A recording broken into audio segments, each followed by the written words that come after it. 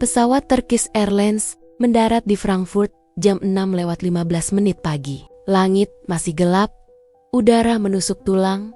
Begitu pintu kabin terbuka, Dika, 27 tahun, turun dengan jaket tipis warna hitam yang dibeli di Tanah Abang seharga 150.000.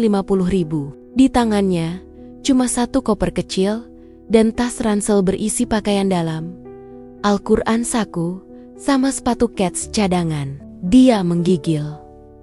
Dia menggigil bukan cuma karena dingin -3 derajat, tapi juga karena ini pertama kalinya dia menginjakkan kaki di luar Jawa. Di Arrival Hall, seorang pria berjas hitam mengangkat papan bertuliskan, Bayu Adi Perkasa, driver, nama lengkap Dika. Dia mendekat, menyalami tangan pria itu, lalu dibawa ke parkiran MIP. Di sana sudah menunggu Bentley Bentayga hitam mengkilap lebih mahal dari seluruh kampungnya di Banyuwangi. Dika hanya bisa menelan ludah. 3 jam perjalanan ke selatan, melewati hutan Black Forest yang masih diselimuti kabut, sampai akhirnya mobil berbelok masuk gerbang besi besar bergaya gotik. Sebuah kastil kecil beneran, tapi sudah direnovasi modern, berdiri megah di tengah kebun anggur seluas ratusan hektar. Atapnya abu-abu, dinding batu penuh tanaman merambat yang sudah menguning karena musim gugur. Di depan pintu utama, seorang wanita berambut pirang keemasan menunggu dengan mantel bulu putih panjang. Usianya mungkin awal 40-an. Tapi tubuhnya masih kencang seperti perempuan 30-an. Matanya biru terang, bibirnya merah alami. Ana M. Ler, majikan baru Dika. Ana mengulurkan tangan. Kulitnya halus, dingin, dan wangi parfum mahal. Dika menyalami dengan hati-hati. Takut tangannya yang kasar bekas latihan voli pantai menggores kulit wanita itu. Ana tersenyum tipis. Tapi matanya menelusuri dari ujung kepala sampai ujung kaki Dika, seolah-olah sedang menilai barang lelang. Dika merasa dadanya sesak bukan karena takut, tapi karena dia sadar betapa kontrasnya mereka berdua. Dia, anak petani tambak yang kulitnya sawo matang dan ototnya terbentuk dari angkat beban di sawah, berdiri di depan wanita kulit putih yang propertinya mungkin lebih besar dari luas kecamatan tempat dia lahir. Hari pertama kerja langsung dimulai. Dika dibawa keliling rumah oleh kepala pelayan bernama Frau Keller. Ada 28 kamar tidur, bioskop pribadi, kolam renang dalam ruangan berpemanas, ruang spa dengan sauna Finlandia, dan garasi yang muat 12 mobil mewah. Dika hanya mengangguk-angguk, kepalanya pusing, menghitung berapa nol di belakang nilai rumah ini. Setelah tur selesai, dia diberi kamar di sayap pelayan. Luasnya saja sudah lebih besar dari rumah orang tuanya di kampung. Malam harinya, sekitar pukul 9, telepon kamar Dika berdering. Frau Keller menyuruhnya naik ke lantai 2, ke kamar Ana. Katanya nyonya rumah punggungnya pegal setelah meeting seharian di Z, Rich, minta dipijat. Dika bingung, di kontrak kerjanya cuma tertulis private driver. Tidak ada kata pijat. Tapi dia ingat pesan agen TKI. Jangan pernah menolak permintaan majikan kalau tidak ingin pulang lebih cepat. Dika naik lewat tangga belakang. Tangannya berkeringat dingin. Sampai di depan pintu kamar utama yang terbuat dari kayu ek berukir. Dia mengetuk pelan. Pintu terbuka sendiri. Di dalam, lampu sudah diredupkan. Hanya ada cahaya kuning keemasan dari lampu samping tempat tidur dan perapian yang menyala. Aroma lavender dan kayu bakar memenuhi ruangan. Ana sudah menunggu di atas ranjang besar dengan spray sutra warna krem. Dia memakai kimono satin hitam pendek yang memperlihatkan paha mulusnya. Rambutnya tergerai, wajahnya tanpa makeup, tapi tetap cantik mencolok. Dika berdiri di ambang pintu. Tidak tahu harus kemana. Ana menepuk-nepuk kasur di sampingnya, menyuruh Dika mendekat. Dia lalu berbaring tengkurap. Kimono sedikit terbuka di bagian punggung. Kulitnya putih bersih tanpa celah. Dika menelan ludah lagi. Kali ini lebih keras. Dia pernah memijat temen di kosan dulu. Tapi ini beda. Ini terasa salah. Tapi juga terasa menggoda. Dengan tangan gemetar, Dika mulai menekan pelan pundak Ana Yarigerinia yang biasa mencengkeram bola voli terasa terlalu kasar di kulit halus itu. Tapi Ana malah mengeluarkan desahan kecil yang membuat bulu kuduk Dika berdiri. Tekanan tangan Dika semakin dalam, mengikuti alur otot yang tegang. Ana menggeliat pelan, kimono semakin melorot. Dika berusaha fokus ke pundak dan leher saja, tapi matanya tak bisa bohong, terus mencuri pandang ke lekuk tubuh yang terbuka sedikit demi sedikit. Setengah jam berlalu, Ana tiba-tiba membalikkan badan. Kimono sekarang benar-benar longgar, hanya diikat longgar di pinggang. Matanya menatap Dika lurus, tanpa malu. Napasnya sudah tidak teratur.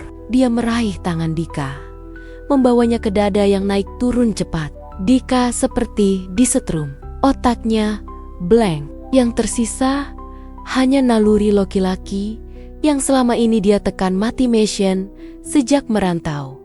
Malam itu, di kamar bergaya berok dengan lenggit-lenggit setinggi 5 meter dan perapian yang terus berderak, batas antara majikan dan sopir hilang sama sekali. Ana, yang 8 tahun terakhir hanya tidur sendiri dengan bantal mahal dan wine vintage, akhirnya merasakan lagi hangatnya tubuh laki-laki. Bukan laki-laki biasa, tapi tubuh atletis yang keras, berotot, dan penuh tenaga muda. Dika, yang seumur hidup hanya tahu cewek kampung dan mantan pacarnya, yang sekarang sudah tak jelas kabarnya, tenggelam dalam pelukan wanita yang lebih tua, lebih kaya, dan jauh lebih berpengalaman.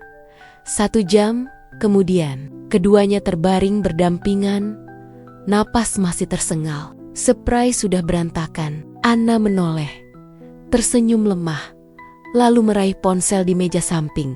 Beberapa detik kemudian, notifikasi masuk di ponsel Dika yang masih tergeletak di lantai. Transferan 10 juta rupiah. Dika menatap layar ponsel itu dengan mata kosong. Ana mencium pipinya pelan, berbisik agar Dika datang lagi besok malam, dan malam berikutnya, dan seterusnya. Di luar jendela besar, salju pertama musim itu mulai turun perlahan, menutupi kebun anggur yang membentang luas. Di dalam kamar mewah itu, 2 dunia yang tak pernah seharusnya bertemu baru saja bertabrakan dengan keras. Dan tabrakan itu baru saja menciptakan api yang akan membakar segalanya. Harta, status, harga diri, bahkan masa depan. Dika menatap lenggit-lenggit yang dihiasi lukisan malaikat. Dadanya masih berdegup kencang. Dia tahu, mulai malam ini, hidupnya sudah tidak akan pernah sama lagi. Setelah malam pertama, hidup Dika berubah total dalam hitungan hari. Pagi hari, dia tetap jadi sopir. Jam 7, dia sudah berdiri di depan Bentley. Buka pintu untuk Ana, antar ke kantor pusat Ler Pharma di Mannheim. Atau kadang langsung ke bandara pribadi kalau Ana harus terbang ke Berlin atau Paris. Tapi begitu matahari tenggelam dan kastil mulai sepi, peran Dika berubah. Dari sopir jadi tukang pijat pribadi yang selalu dipanggil ke kamar utama. Tiap malam, ritualnya sama. Ana mandi dulu pakai air hangat dan garam laut mahal, lalu pakai kimono sutra warna berbeda. Kadang merah darah, kadang hitam pekat, kadang putih transparan. Dika masuk lewat pintu samping supaya tidak ketahuan pelayan lain. Begitu pintu ditutup, lampu langsung diredupkan. Musik klasik lembut dinyalakan, dan perapian selalu menyala meski suhu ruangan sudah panas. Pijat cuma alasan. 5 menit pertama mungkin masih benar-benar pijat. Tapi setelah itu, tangan Dika selalu bergerak sendiri. Ana tidak pernah menolak, malah membantunya membuka kancing kemeja satu persatu. Tubuh Dika yang terbiasa latihan keras di pantai Parangtritis jadi senjata mematikan bagi Ana. Otot bahu, dada, dan perutnya yang keras membuat Ana sering menggigit bibir bawah sampai memerah. Ana suka menggosak-gosokan badannya ke kulit sawo matang Dika, seolah ingin menghapus kesepian 8 tahun dalam satu malam. Setelah selesai, Ana selalu langsung ambil ponsel. Transferan masuk, kadang 10 juta, kadang 12, pernah juga 15 juta. Kalau Ana merasa lebih puas dari biasanya. Dalam 2 minggu, rekening Dika sudah bertambah hampir 200 juta rupiah. Dia mulai bisa kirim uang banyak ke ibunya di Banyuwangi, bayar utang warung, beli tanah sawah, 2 hektar cash, dan bahkan belikan adiknya motor baru. Tapi anehnya, semakin banyak uang masuk, semakin kosong perasaan Dika.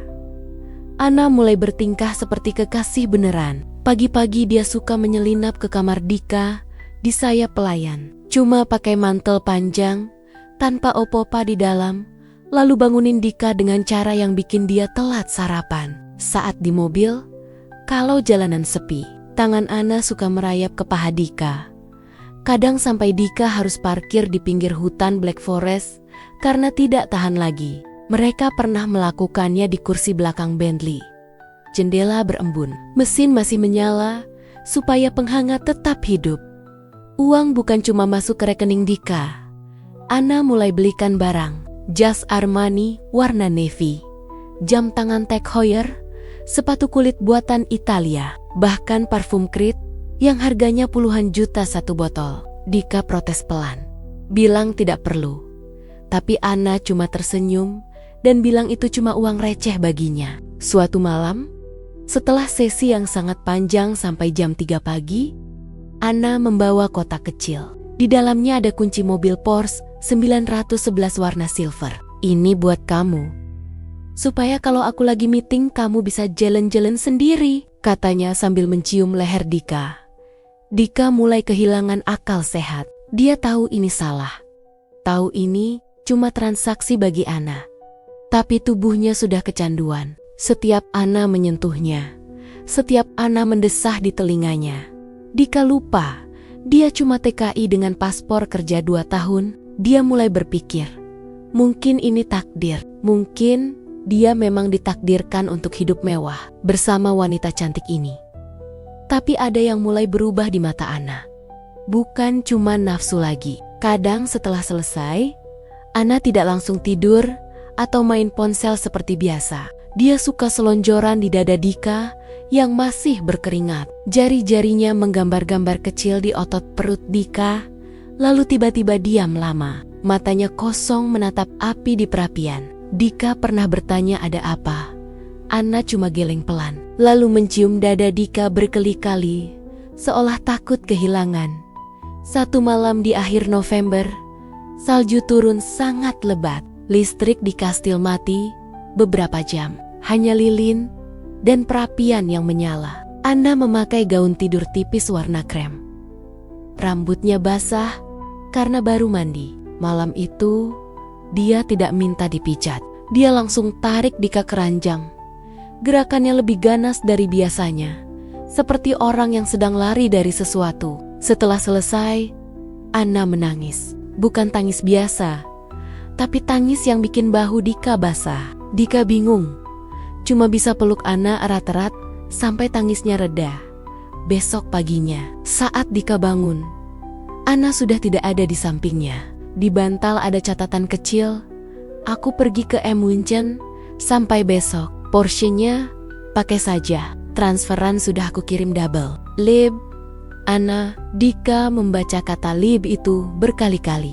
Dia tahu artinya cinta dalam bahasa Jerman. Jantungnya berdegup kencang. Untuk pertama kalinya dia merasa ada yang salah dengan hubungan ini. Tapi dia tidak tahu apa. Malam itu, untuk pertama kalinya dalam 3 minggu, Dika tidur sendirian di kamar pelayan. Dia menatap langit-langit, tangannya memegang kunci Porsche di saku celana. Ponselnya bergetar, masuk transferan 20 juta. Tapi entah kenapa, senyumnya tidak muncul. Di luar jendela, salju terus turun tanpa suara, menutupi jejak kaki mereka berdua yang selama ini berjalan di atas es tipis. Dika mulai bertanya dalam hati, Sampai kapan ini bisa bertahan? Sampai kapan dia bisa menjual tubuhnya untuk uang dan kenyamanan? Tapi setiap kali bayangan Anna muncul, tubuhnya langsung bereaksi. Dia tahu, dia sudah terjebak terlalu dalam. Dan yang lebih menakutkan, dia mulai tidak ingin keluar dari jebakan itu. Desember tiba dengan cepat. Salju sudah setebal lutut di kebun anggur sekitar kastil. Setiap pagi, Dika harus membersihkan kaca Porsche dan Bentley supaya tidak beku. Tapi pekerjaan itu terasa ringan karena Anna sekarang memperlakukannya berbeda. Bukan lagi seperti majikan yang membeli jasa, tapi seperti kekasih yang ingin selalu bersama. Anna mulai membawa Dika kemana-mana, bukan cuma sebagai sopir. Mereka terbang ke Berlin naik jet pribadi, menginap di suite Hotel Adlon Kempinski. Anna memperkenalkan Dika ke tim-timnya sebagai my partner from Indonesia. Orang-orang Jerman yang kaya raya itu tersenyum sopan. Tapi Dika bisa merasakan tatapan merendahkan di belakang senyum mereka. Dika tidak peduli. Yang penting, Anna memegang tangannya erat di bawah meja makan.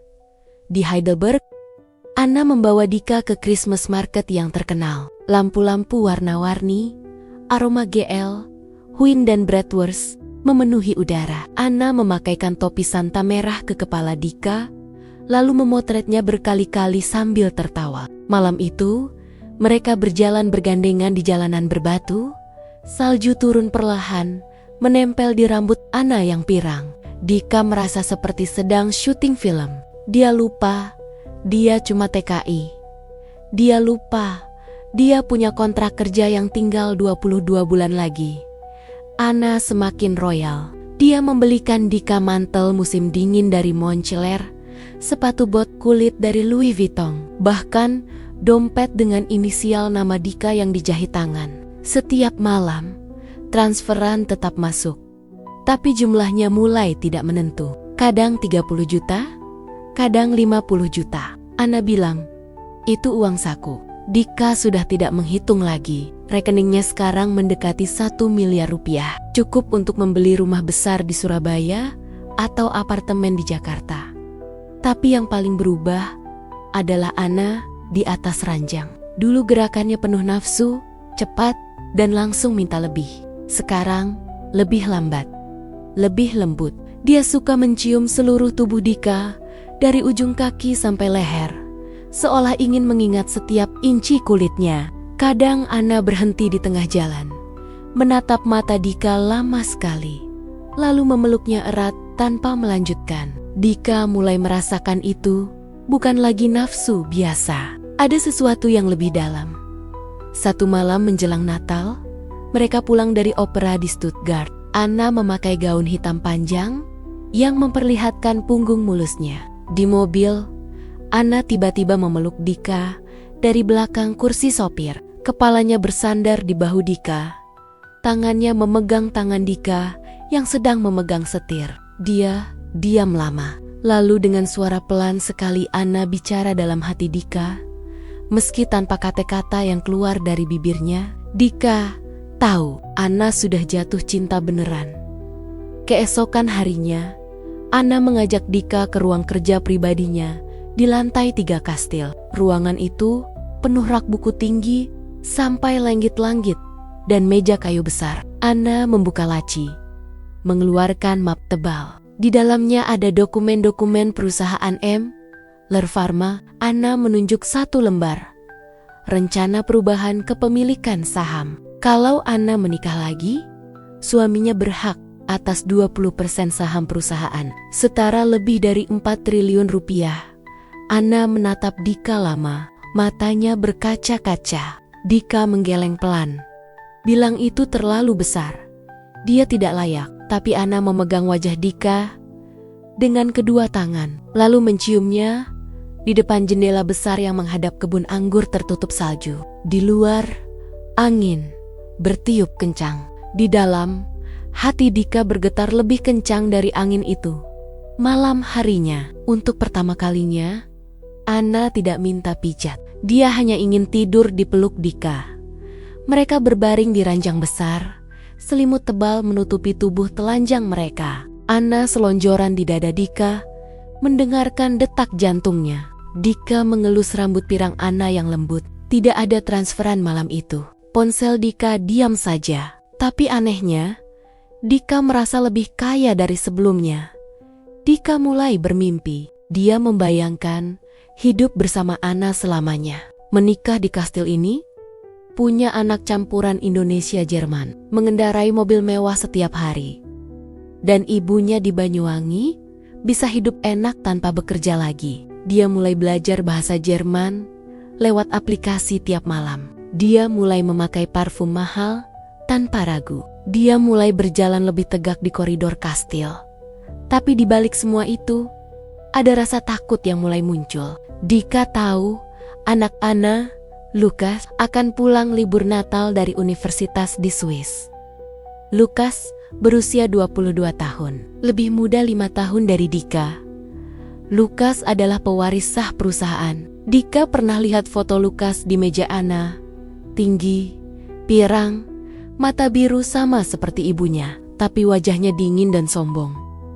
Dika juga mulai dapat pesan aneh dari nomor Indonesia. Nomor itu mengaku mantan pacarnya, Rina, yang dulu putus gara-gara Dika merantau. Rina bilang dia hamil anak Dika dan butuh uang. Dika bingung, karena terakhir ketemu Rina sudah hampir 2 tahun lalu. Tapi pesan itu terus datang, disertai foto USG palsu dan ancaman akan lapor ke keluarga Dika kalau tidak dikirimi uang. Malam Natal semakin dekat. Kastil mulai dihias besar-besaran. Pohon Natal setinggi 6 meter didatangkan dari Norwegia. Lampu kristal Swarovski digantung di mana-mana. Pelayan tambahan direkrut. Anna semakin sering memeluk Dika di depan orang lain. Tidak peduli tatapan Frau Keller yang mulai curiga. Dika tahu bentrokan besar akan segera datang. Dia tahu Lukas akan marah. Dia tahu keluarga Emler yang lain akan menentang. Dia tahu status TKI-nya rapuh. Tapi setiap kali Anna tersenyum padanya, setiap kali Anna menciumnya di bawah lampu Christmas tree, semua ketakutan itu seperti meleleh bersama salju yang jatuh di luar jendela. Di dalam hatinya, Dika sudah memutuskan dia akan lawan apapun demi Anna. Dia tidak lagi peduli uang. Dia hanya ingin wanita itu tidur di pelukannya setiap malam sampai tua nanti. Tapi dia belum tahu, badai sesungguhnya baru akan mulai tepat di malam Natal. Ketika semua rahasia akan terbuka di depan 80 tamu undangan keluarga M. Ler. Tanggal 24 Desember tiba. Kastil M. Ler berubah jadi istana dongeng. Lampu kristal raksasa menyala penuh. Pohon Natal setinggi 6 meter, penuh hiasan emas dan perak. Meja makan panjang sudah disiapkan untuk 80 tamu. Keluarga kaya dari seluruh Jerman dan Swiss. Aroma kalkun panggang, sauerkraut, dan anggur malt memenuhi udara. Di luar, salju turun deras tanpa henti, menutupi semua jejak. Dika mengenakan tuxedo hitam baru yang dibelikan Anna khusus untuk malam ini. Jasnya pas di badan, membuat ototnya semakin terlihat. Anna memilih dasi kupu-kupiu sendiri untuknya, lalu mencium pipi Dika di depan cermin besar. Malam ini, Anna memakai gaun merah marun panjang dengan belahan tinggi di paha. Rambutnya disanggul tinggi, berlian di leher, dan telinga berkilau setiap kali bergerak. Mereka turun tangga bersama, tangan Anna melingkar di lengan Dika. Semua pelayan menunduk hormat, tapi mata mereka penuh tanda tanya. Tamu mulai berdatangan. Mobil-mobil mewah berjejer di halaman. Mercedes S-Class, Audi rumah sakit, Porsche Cayenne, bahkan satu Rolls-Royce Phantom. Semua orang berpakaian mahal. Parfum mereka saja sudah lebih mahal dari gaji 1 tahun Dika dulu. Dika berdiri di samping Anna, menyambut tamu. Anna tersenyum lebar, memperkenalkan Dika sebagai my future husband. Beberapa tamu mengangkat alis. Beberapa pura-pura tersenyum. Tapi Dika bisa merasakan udara semakin dingin, meski pemanas ruangan menyala maksimal. Lukas datang paling akhir. Dia turun dari Lamborghini Urus hitam, memakai mantel wol hitam panjang.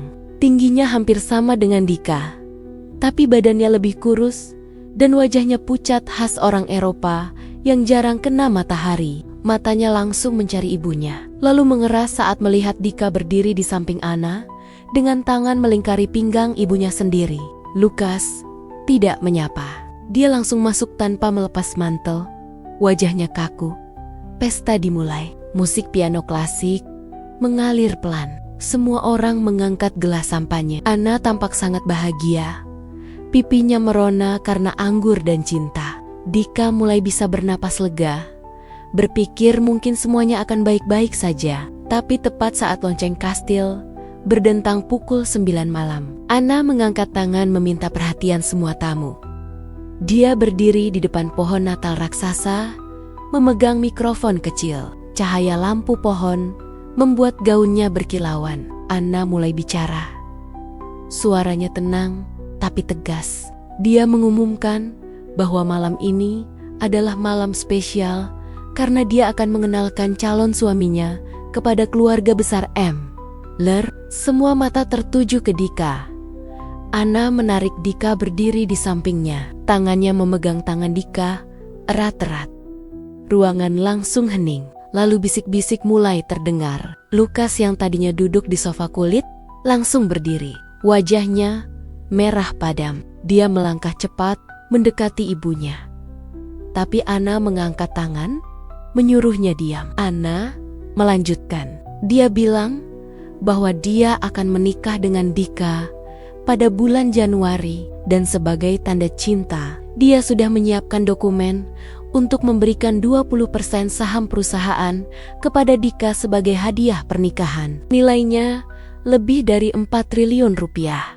Lukas tidak tahan lagi. Dia maju, menampar Dika keras di depan semua tamu. Tamparannya kencang sampai kepala Dika miring. Ruangan langsung gaduh. Beberapa paman dan tante Anna mulai berteriak marah. Ada yang bilang Anna sudah gila.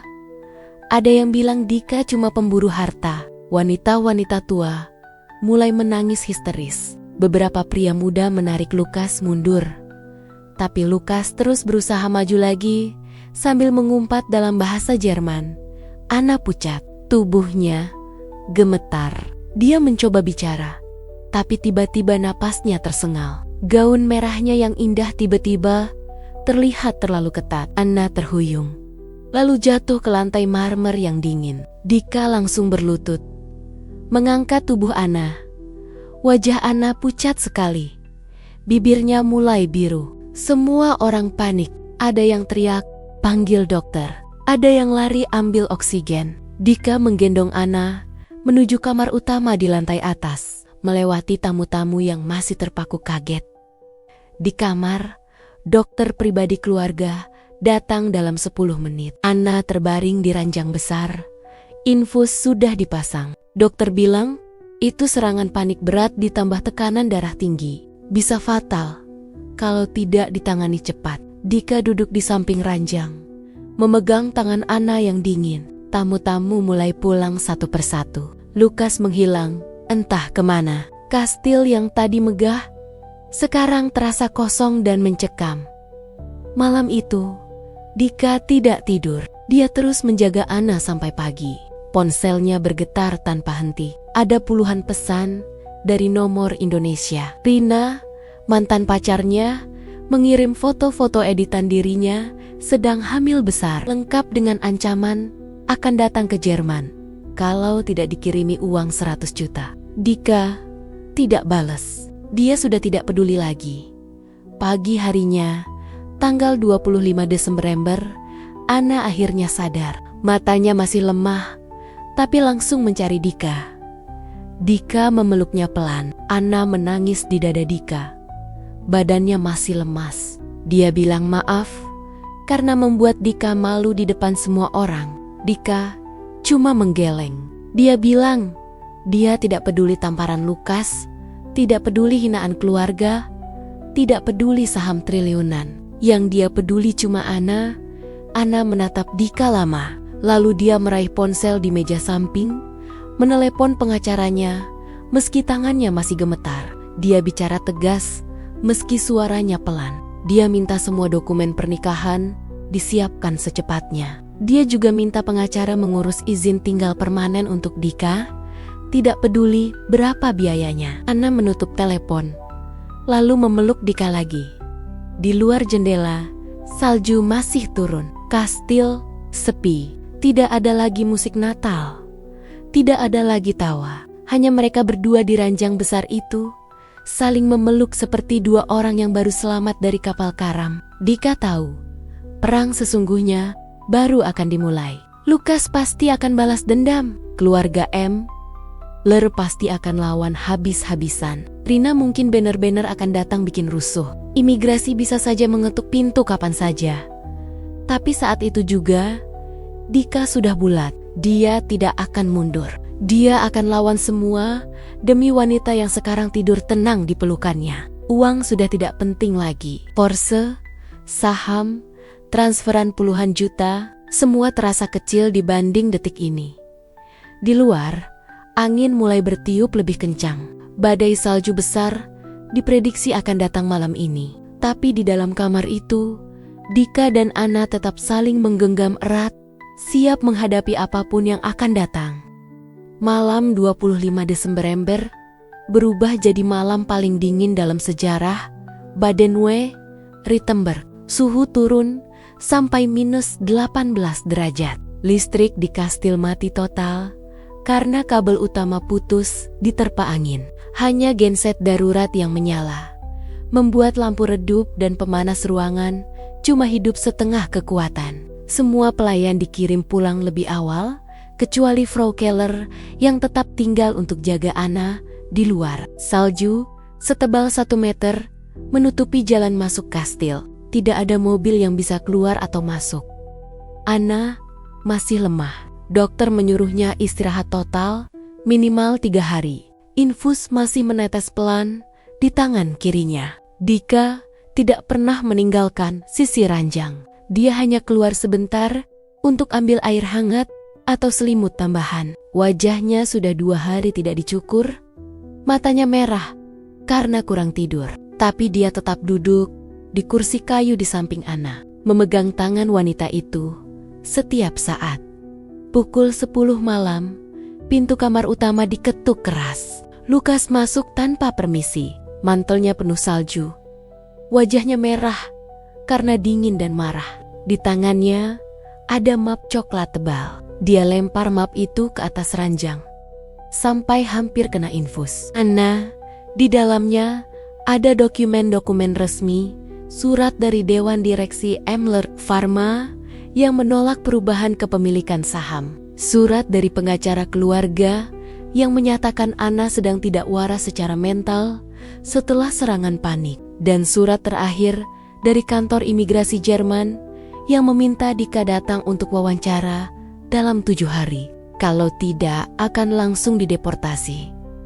Anna bangun perlahan. Wajahnya masih pucat, tapi matanya tajam. Dia ambil map itu satu persatu, baca sekilas, lalu sobek semua di depan wajah Lukas. Kertis-kertis beterbangan di lantai seperti salju di dalam ruangan. Lukas cuma berdiri membeku. Anna angkat tangan lemah, tunjuk pintu. Lukas pergi tanpa suara. Pintu ditutup keras sampai bingkai gambar di dinding bergoyang. Jam 11 malam, ponsel Dika bergetar lagi. Kali ini bukan Rina. Ada video call dari ibunya di Banyuwangi. Wajah ibunya penuh air mata. Di belakangnya ada Rina, perutnya besar entah bantal atau beneran hamil, sedang teriak-teriak minta Dika pulang. Rina bilang dia sudah lapor ke polisi Indonesia bahwa Dika kabur dari tanggung jawab anak. Video itu langsung viral di grup WhatsApp kampung.